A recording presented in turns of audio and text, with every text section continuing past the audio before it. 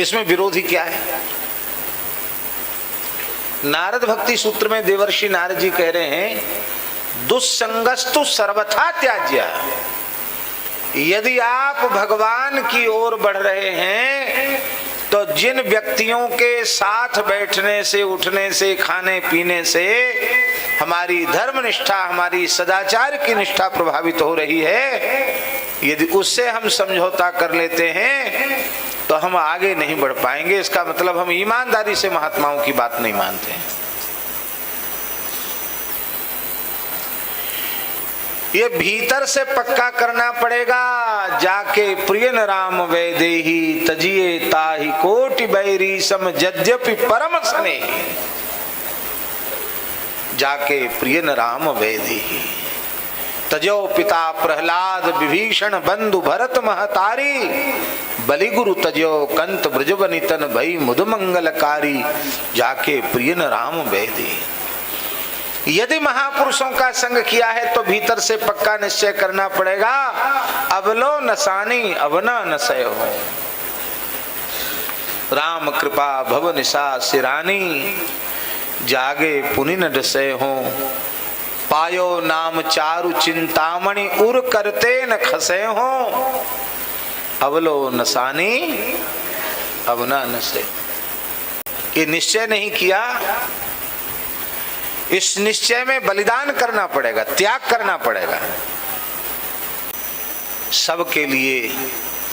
सामान्य जीवों के लिए यह बात गले के नीचे नहीं उतरेगी, लेकिन यदि ईमानदारी से भगवान की ओर बढ़ना है तो संसार की बड़ी से बड़ी वस्तु, बड़े से बड़े आकर्षण, बड़े से बड़े प्रिय पदार्थ का तृण के समान त्याग करना पड़ेगा।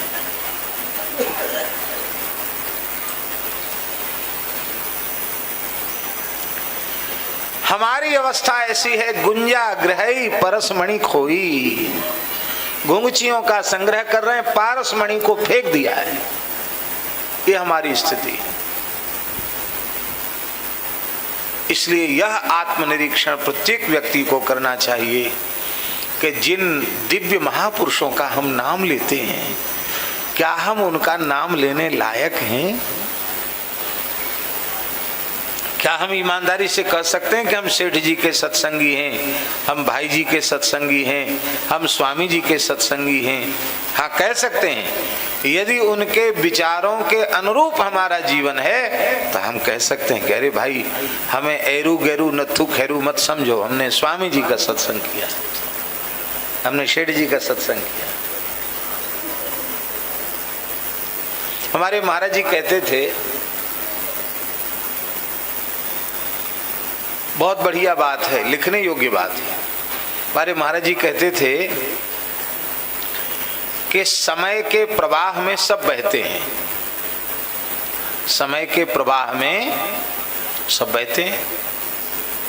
तेज बहाव होगा तो सब बहते हैं कि नहीं बहते हैं? बड़े बड़े पेड़ तक बह जाते हैं, वृक्ष भी बह जाते हैं। तीव्र प्रवाह में बाढ़ आती है तो पेड़ भी बह जाते हैं, सब बहते हैं।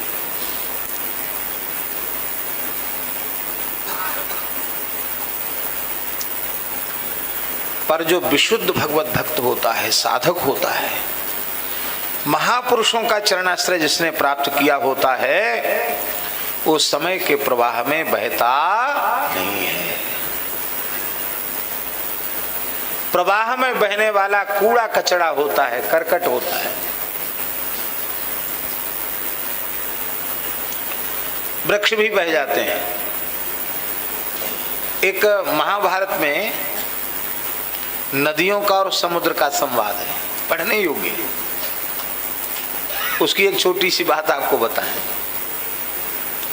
समुद्र नदियों से पूछा है कि तुम बाढ़ के समय बड़े बड़े पेड़ों को बहा कर ले आती हो, हैं जी? हैं? हाँ, तो उन सबको तुम बहा के, बड़े बड़े पेड़ों को बहा के ले आती हो, और तृणों को, बांस को, बेंत को, इनको बहा के क्यों नहीं लाती हो? तो उन्होंने क्या कहा, नदियों ने? उन्होंने कहा कि जो छाती तान कर अहंकार में खड़े रहते हैं ना कि हम नहीं झुकेंगे, नहीं, उनको बहा के हम ले आते। वृक्ष अहंकार करते हैं ना, हम नहीं झुकेंगे, खड़े रहें, उनको उखाड़ पछाड़ के ले आते हैं। और जो नम्र हो जाते हैं, सिर नीचा कर लेते हैं, भाई ऊपर से चले जाओ।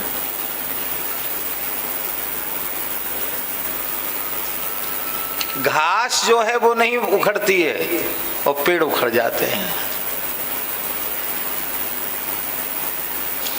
दो ही बात है, या तो समय के प्रवाह की मार से बचने के लिए, उस प्रवाह में अपने को बहाने से बचाने के लिए अत्यंत नम्र हो जाओ, झुक जाओ, ऊपर से निकल जाए सब, या फिर सिद्धांतों के अनुपालन की सुदृढ़ चट्टान बन जाओ।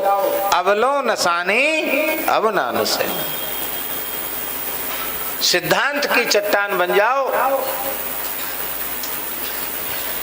तो फिर तुम समय के प्रवाह में नहीं पड़ोगे। भीतर से परिपक्वता होनी चाहिए।